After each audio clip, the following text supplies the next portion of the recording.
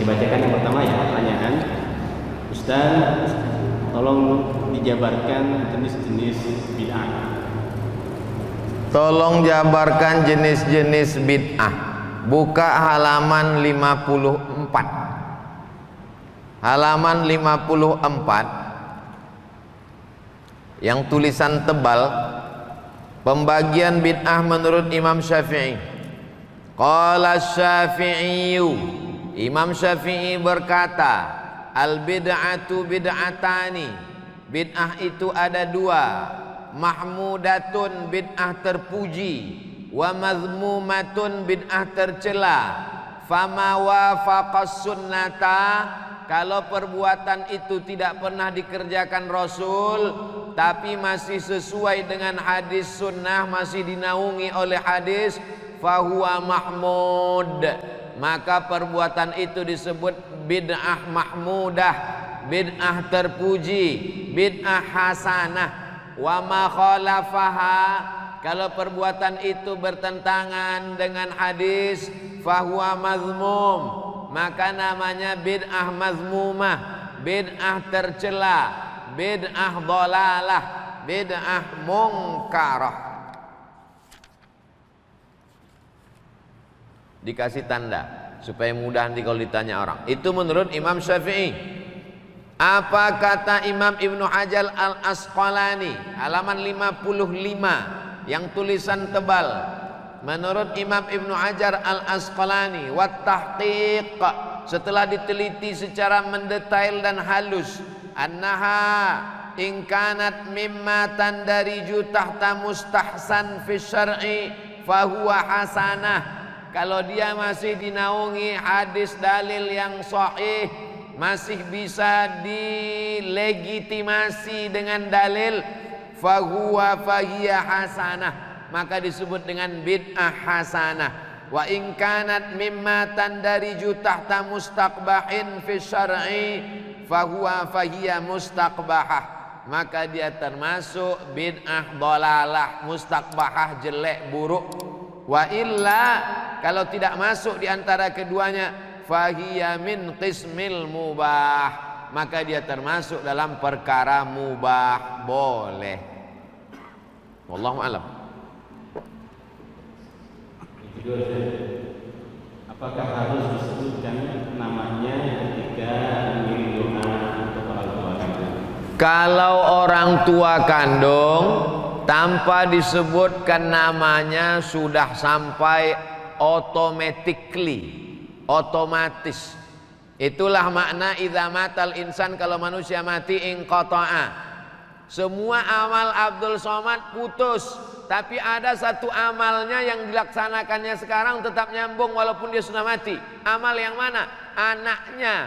Amal anak saya nyampai ke saya, karena anak saya itu amal saya.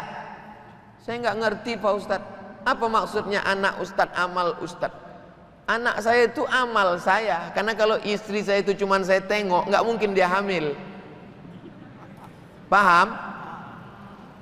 Amal saya, anak saya itu, maka amal dia mengalir ke saya tanpa disebutkannya binti. Beda sama orang lain. Kalau bapak mau ngirim Fatihah untuk saya, mesti sebutkan untuk almarhum Abdul Somad bin Bakhtiar Al-Fatihah. Nggak tahu binnya, bin Abdillah, hamba Allah. Abdillah, Abdurrahman, asal jangan bin Abdul Somad. Wallahu a'lam bishawab. Assalamualaikum. Waalaikumsalam. Bagaimana cara untuk meminta maaf kepada orang yang sudah meninggal? Nabi naik ke atas mimbar hari Rabu, meninggalnya hari Senin.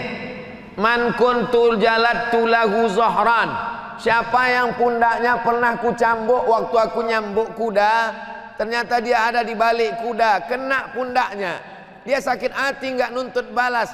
Haza zahri, ini pundakku, silakan balas, cambuk.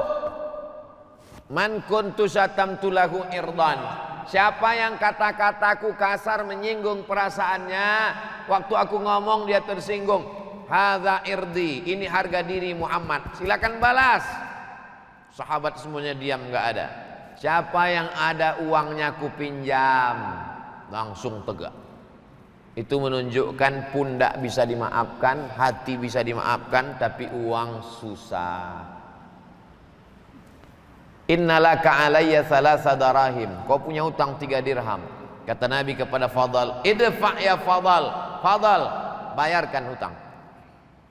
Cari orangnya. Saya sudah nyari enggak ketemu Pak Ustadz. Waktu saya mau pergi haji takut mati di tanah suci, pesawat meletup meledak. Akhirnya saya cari Pak Ustadz SMP tempat saya makan bakwan dulu, bayar 3 makan 5. Ternyata tanah itu sudah dibangun mall Pak Ustadz. Cari sampai ketemu. Kalau enggak ada juga, hitung berapa angka bakwan. Kau makan bakwannya berapa kali? Libur cuma tanggal merah aja Pak Ustadz. Kau hitunglah berapa harga bakwan itu tahun 80. Jangan tahun 80 1000, sekarang bayar 1000 juga. Inflasi, tak sama nilainya. Hitung menurut harga emas, maka serahkan untuk umat. Karena umat ini satu. Hadhihi ummatukum ummatan wahidah. Kalau ada ahli warisnya bayarkan. Kalau tak ada ahli warisnya serahkan kepada lembaga yang dinikmati masalih ammah, kepentingan umat orang banyak. Bisa serahkan ke yayasan Masjid Jami Al-Azhar. Kalau bingung tak tahu mau ditransfer kemana, nanti akan dibelikan untuk air sedekah. Jadi setiap 10 menit sekali ada iklannya. Air Masjid Jami Al-Azhar. Nanti untuk kepentingan umat, ada orang puasa Senin Kamis, puasa Ayyamul Bait, puasa Ramadan, supaya dinikmati orang banyak. Adapun dosa yang terkait dengan perasaan, saya nggak ada utang Pak Ustadz. Terus apa dosamu? Dulu saya janjikan harus menikah dengan dia, ternyata ada yang lebih cantik Pak Ustadz. Maka tentang masalah itu mintalah kepada Allah. Ya Allah, aku ada silap dan salah dengan salah satu dari hambamu. Aku merasa sampai hari ini berdosa. Allah maghfir lahu warhamhu wa'afihi wa'fu anhu. Kalau kau sanggup bacakan Yasin, khatamkan Quran, bacakan Al-Fatihah sebagaimana sudah kita belajari tadi, baik. Ampunkan dosanya, ampunkan dosaku kepadanya. Selesailah usaha kita. La yukallifullahu nafsan illa wus'aha. Kita tidak dituntut lebih dari kemampuan kita. Wallahu a'lam bishawab. Baik, berikutnya, bila sholat jenazah dilakukan di masjid setelah sholat fardu, mana yang didahulukan, sholat ba'diyah apa sholat jenazah? Jenazah dipersilakan masuk, kata imam. Untung jenazah itu tak berdiri. Diangkatlah, dipikul ke dalam. Baru saja salam. Assalamualaikum warahmatullahi wabarakatuh. Assalamualaikum warahmatullahi wabarakatuh. Saking mau cepatnya imam, masukkan. Jamaah bingung karena dia menganggap kalau sholat jenazah nanti tidak bisa lagi ba'diyah, maka tetap boleh ba'diyah setelah sholat jenazah. Begitu dalam kitab-kitab mazhab Syafi'i. Ada yang alal faur, mesti segera, tapi ada yang alat tarakhi, waktunya panjang. Kalau sholat zuhur jam 12, sholat asar jam 12, jam 13, jam 15.30, maka waktunya tarakhi panjang. Itulah maka didahulukan sholat jenazah baru sholat ba'diyah. Habis sholat jenazah, setelah selesai dia sholat ba'diyah, maka hukumnya mubah, boleh. Mana yang alal faur? Jenazah. La tahbisuhu, jangan tahan jenazahnya. Asri'u ila qabrihi, segera. Itulah dalilnya alal faur, segera. Sedangkan sholat ba'diyah bisa ditunda 5-10 menit. Saking ingin cepatnya supaya dia dikuburkan, supaya ketemu dia dengan kebaikannya. Wallahu a'lam bishawab. Assalamualaikum warahmatullahi wabarakatuh. Waalaikumsalam. Di halaman 219 ada pelapak kurma. Pelapak kurma tidak ada. Boleh diganti bunga atau bagaimana kalau diganti bunga? Di halaman 220 biasanya keluarga tidak ikut, padahal dimakan untuk memohon ampun. Banyak. Tapi mungkin yang pertama ini. Jadi pelapak kurma di hadisnya dia boleh nggak diganti dengan bunga? Innamal khamru khamar wal maisir judi wal ansab, menyembelih binatang untuk berhala, wal azlam, mengundi nasib, rijsun, najis, min amali syaitan. Yang ada dalam ayat itu cuma khamar. Khamar itu anggur diperas, dimasukkan ke botol, disimpan seminggu. Setelah melewati proses fermentasi, muncul zat baru namanya alkohol. Bukan bahasa Arab. Alkohol ini yang disebut dengan khamar. Khamar diambil dari kata khimar. Jadi kalau ada orang yang nakal tapi pernah ngaji, dia pakai sabu-sabu. Pas dipakai sabu ditangkap sama polisi, dibawa ulama. Kenapa kau pakai sabu? Tunjukkan dalilnya dalam Quran dan Sunnah. Mana ada ya ayyuhalladzina amanu jtanibu sabu-sabu? Tidak ada. Lalu dari mana dasar pengharaman sabu-sabu? Qiyas. Qiyas, dasar pengambilan hukum dalam Islam 10. Quran, hadis, ijma', qiyas, syar'u man qablana, saddu zara'i, qaulu sahabi, istihsan, istishab, urf. 10. Dari mana dasar pengambilan hukum narkoba, sabu-sabu, pil rohipnol, nipam? Quran tak ada, dalam hadis tak ada, dalam ijma' tak ada, dalam qiyas. Apa arti qiyas? Menyebutkan sesuatu yang belum ada hukumnya, dikiaskan kepada sesuatu yang sudah ada hukumnya, dengan melihat titik persamaan antara keduanya. Apa yang sudah ada hukumnya? Pelepah korma. Apa yang belum ada hukumnya? Bunga tai ayam. Apa titik persamaan antara keduanya? Sama-sama tanaman hidup. Bagi yang menyetujui qiyas. Kenapa kau tabur tadi bunga? Karena bunga juga adalah bagian tanaman. Kalau pelepah korma sebelum dia kering bertasbih, maka bunga-bunga juga sebelum kering bertasbih. Bagi yang menyetujui qiyas.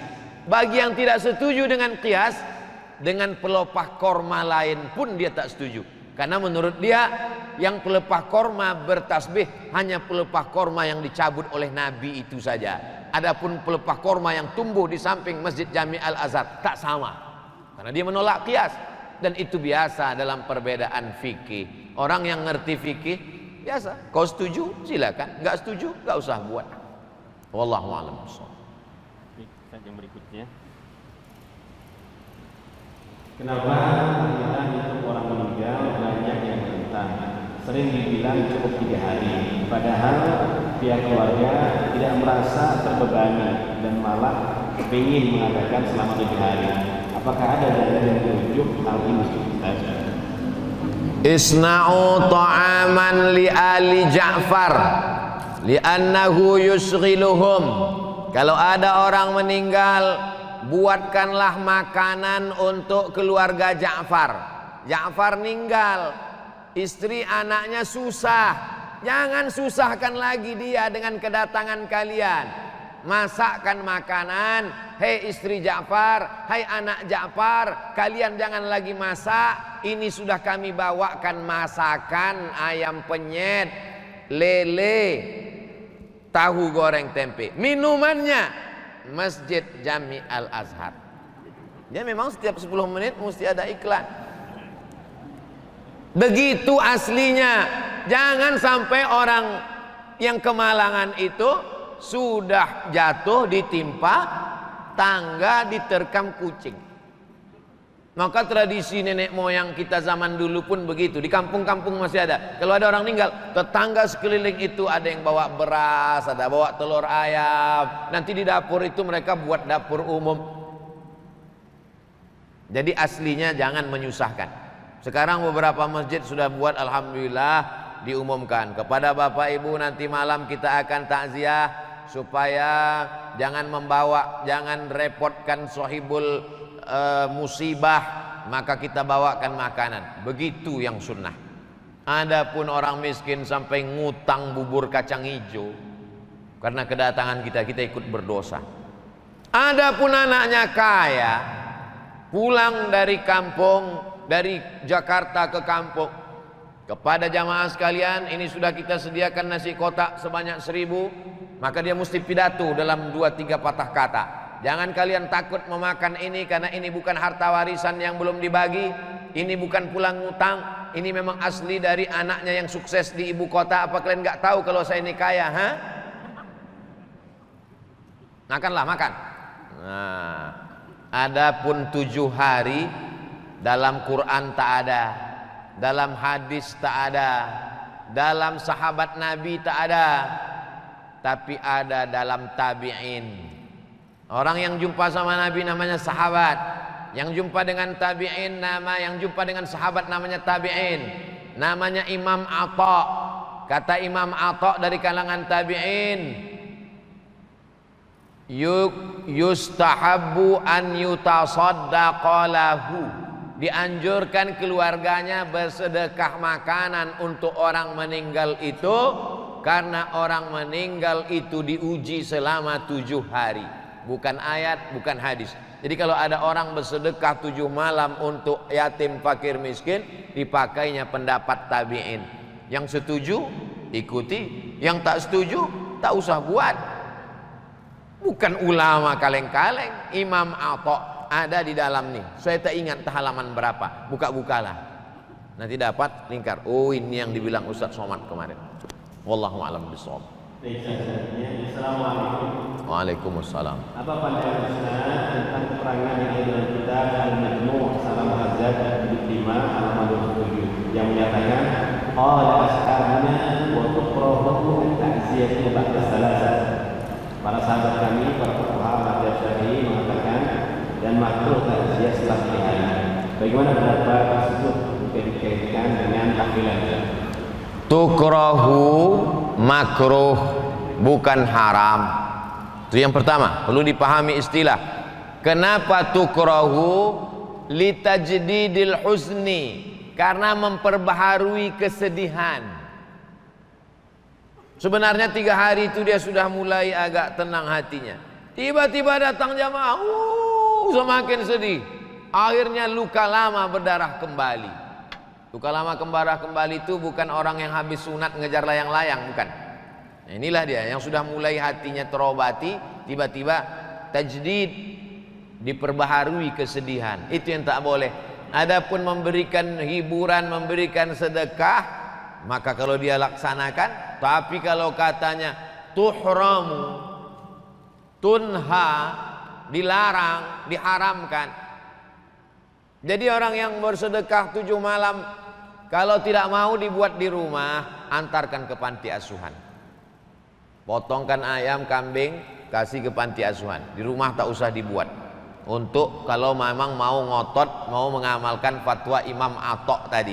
Cuman masalahnya rakyat masyarakat ini mau melakukan perbuatan karena fatwa Imam Atha dari kalangan tabi'in, atau karena takut dituduh tetangga nggak sayang orang tua. Nah, ini. Kamu nggak buat 7 malam? Enggak, anak durhaka. Makanya beramal itu dengan ilmu. Kalau Ustadz Somad sampai berapa malam? 2 tahun nggak berhenti-berhenti. 2 tahun. Mak saya meninggal sudah 2 tahun. Tetap membagi sembako 200 paket setiap tanggal 1 sampai hari ini. Karena menurut saya itulah yang bisa mengobati hati. Kenapa Ustadz ceritakan? Ustadz kan riak. Saya mau ngajak jamaah. Yang nggak setuju, ya nggak apa-apa. Wallahu a'lam. Assalamualaikum. Ana Ilham Bekasi. Boleh ya memandikan jenazah dengan air zam-zam? Minum aja kita susah. Dia mau mandi.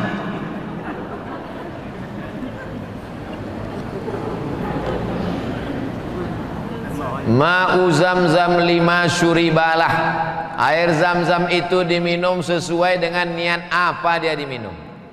Diambil air itu, disiramkan ke kepala karena orang itu ada sakit kepala. Coba tengok apa doa minum Zam-Zam. Allahumma inni as'aluka ilman nafi'an wa rizqan wasi'an wa shifaan min kulli da'in. 3. Ilmunya luas, rezekinya lapang, penyembuh dari segala macam penyakit. Diminum atau diusapkan atau disiramkan. Tapi kalau dimandikannya otomatis digosokkannya ke kemaluannya, cebok dia. Maka cara penyembuhan diminum atau diusapkan, itu saja. Lebih daripada itu, lebih baik bawa ke kampung halaman orang di kampung mau minum air Zam-Zam. Begitu inginnya dia minum air Zam-Zam. Apalagi sekarang susah mau umroh. Nah, jadi kalaupun mau menghilangkan sakit kepala, siramkan saja sedikit. Wallahu a'lam bishawab. Ini yang ditanya kan namanya siapa ya? Mimpi saat tidur menurut Islam. Saya pernah mimpi ketemu Ustaz Abu Somad. Ceritanya apa? Di tepi sawah. Kemudian Abu Somad meminta saya untuk menghafal surah Al-Mulk. Tabarak. Bagaimana cara saya menyikapi mimpi tersebut? Kitab yang paling bagus untuk mimpi namanya Tafsir Ahlam. Tafsir Ahlam, tafsir mimpi. Penulisnya namanya Ibnu Sirin. Ibnu Sirin. Namanya Tafsir Ahlam. Coba cek di internet sudah ada bahasa Indonesianya atau belum. Kalau belum ada, download PDF-nya. Cari anak pondok, baca kitab Tafsir Ahlam. Bermimpi dengan ulama dalam Tafsir Ahlam supaya mengikuti ulama itu. Saya pernah bermimpi dengan Habib Anis yang punya ijazah Simtud Duror. Dalam mimpi itu saya datang ke masjid. Di dalam masjid itu sedang pembacaan Maulid Simtud Duror. Nampak saya beliau dari jauh, wajahnya bercahaya. Saya cari di Tafsir Ahlam, apa arti melihat ulama? Supaya kita mengikut ulama itu. Smiling of Habib. Habib yang tersenyum susah membayangkan wajahnya marah. Habib Anis dari Solo. Lalu kemudian mimpi tentang tanaman, menunjukkan bahwa tidak boleh putus asa karena tanaman setelah kering, layu dan mati akan tumbuh sesuatu yang baru. Tanaman, sawah, padi, pecah bijinya, tumbuh kuning, berbuah, layu, kering, mati, tumbuh yang baru. Menunjukkan harus selalu positif. Apa tadi kelanjutan mimpi? Mimpinya berepisode ini. Diminta untuk menghafal Surat Al-Mulk, hadis dari Abdullah ibnu Mas'ud, 30 ayat dibaca malam menyelamatkan dari azab kubur. Itulah dia, tabarakalladzi biyadihil mulk wa huwa ala kulli syai'in qadir alladzi khalaqal mauta wal hayata liyabluwakum ayyukum ahsanu amala. Kalau dibaca surat Al-Mulk itu kita sadar kenapa aku masih hidup sampai hari ini. Alladzi khalaqal mauta, Allah menciptakan mati. Wal hayata, Allah menciptakan hidup. Kenapa aku bisa hidup tak kena Covid? Kalaupun kena tak jadi mati. Bukan karena hebatnya obat, tapi karena liyabluwakum ayyukum ahsanu amala. Allah masih memberi kesempatan untuk beramal. Wallahu a'lam bishawab. Apa hukum azan di waktu bulan? Azan bukan kalau panggilan sholat.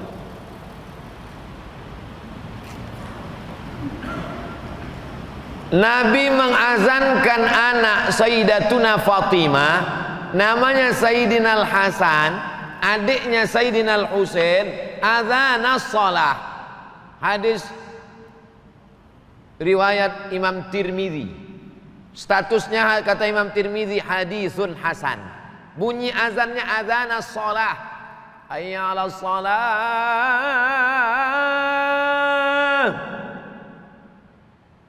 Mentang-mentang anaknya lahir jam 5, as-salatu khairum minan naum. Enggak, tetap azan biasa. lahirnya diazankan. Kata Syekh Said Sabiq, anak laki-laki anak perempuan sama, azan telinga kanan, iqamat telinga kiri, hukumnya sunnah, tidak wajib. Jadi bapak ibu yang anaknya dulu tidak diazankan, pulang dari sini jangan diazankan lagi. Pulang dari sini kau sebentar. Wow, apanya ayahnya itu? Dulu semester 3. Kalau lahirnya diazankan, kalau waktu datang ke dunia ini diazankan, maka saat melepas perginya pun diazankan juga. Qiyas. Dalam Quran tak ada, dalam hadis tak ada, dalam qiyas ada, tapi hanya sebagian dari kalangan mazhab Syafi'i, bukan Imam Syafi'i. Sebahagian jama'atun minas Syafi'iyah, sekelompok ulama mazhab Syafi'i, bukan Imam Syafi'i, bukan mazhab Syafi'i secara keseluruhan. Ada Imam Syafi'i, Muhammad bin Idris Syafi'i, ada ulama mazhab Syafi'i berijtihad mengikut manhaj metode Imam Syafi'i. Sebahagiannya mengatakan kalau saat lahirnya, datangnya ke dunia ini diazankan, maka saat perginya pun juga diazankan. Dalilnya apa? Qiyas. Quran, hadis, ijma', qiyas. Sikap Ustadz sendiri, saya hadir di pemakaman, ada orang mengazankan di situ, tidak saya larang karena ada ulama mazhab Syafi'i. Tapi saya tidak pula menyuruh begitu pemakam azankan, karena ini bukan perkara yang disepakati dalam mazhab. Wallahu a'lam bishawab.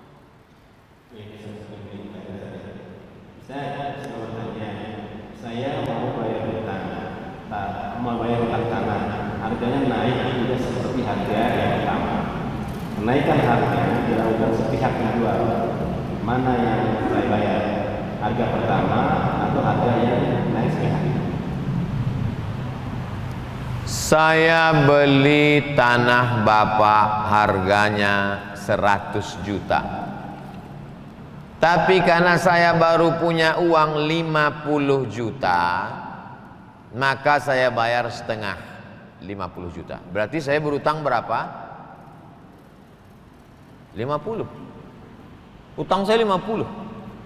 Buka surat Al-Baqarah ayat 282. Satu halaman.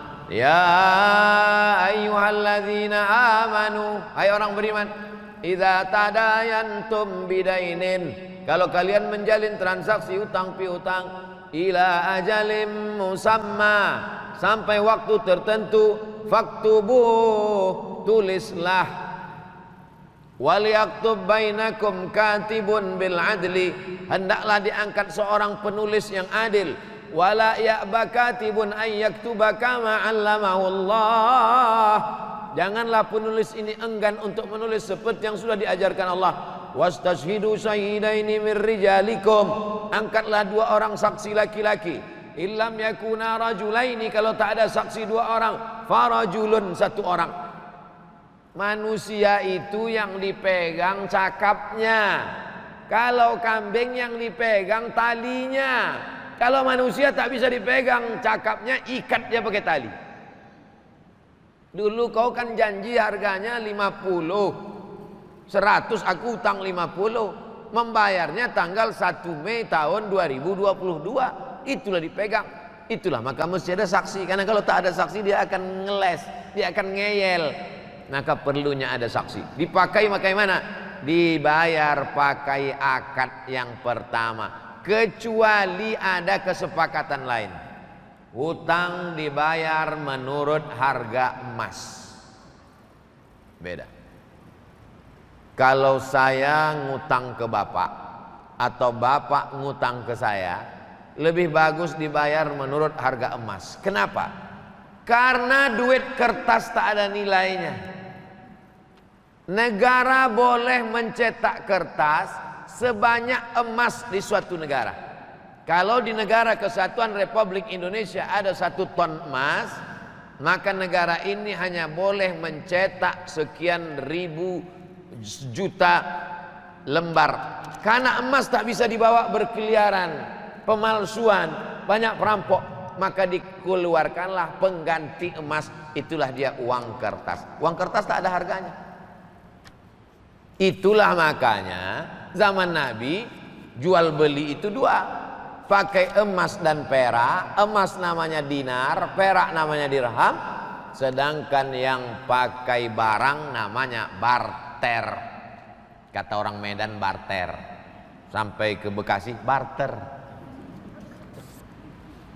Jadi pakailah harga emas, walaupun kita tidak pakai emas, pakai. Kenapa? Karena inflasi, harga jatuh terus.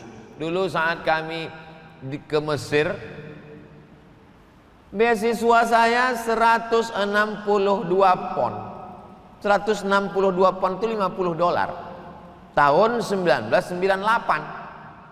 Begitu saya ke Mesir lagi tahun 2017, gonjang-ganjing politik, $100 menjadi 1.900 pon. Coba kalau dulu saya ngutang 98 pakai uang, dibayar lagi, tak ada harganya. Nah, itulah pentingnya pakai nilai. Ini saran dari saya, pakai nilai emas. Saya yakin itu tadi bapak yang minta naik itu karena dia udah hitung-hitung. Wah, ini rugi aku nih, kata. Cuma dari awal dia tidak jelaskan. Makanya dari awal itu mesti jelas supaya tidak konflik. Agama datang untuk menjaga hifzul aql, menjaga akal. Maka haram pakai narkoba, rusak akal. Hifzul nafs, menjaga nyawa, maka tak boleh membunuh. Hifzul ard, menjaga harga diri, maka tak boleh caci maki, sumpah serapah. Hifzul mal, menjaga harta, maka tak boleh tipu daya, bohong. Hifzul din, menjaga agama, maka tak boleh menista agama, murtad dan lain sebagainya. Datangnya agama Islam ini untuk menjaga.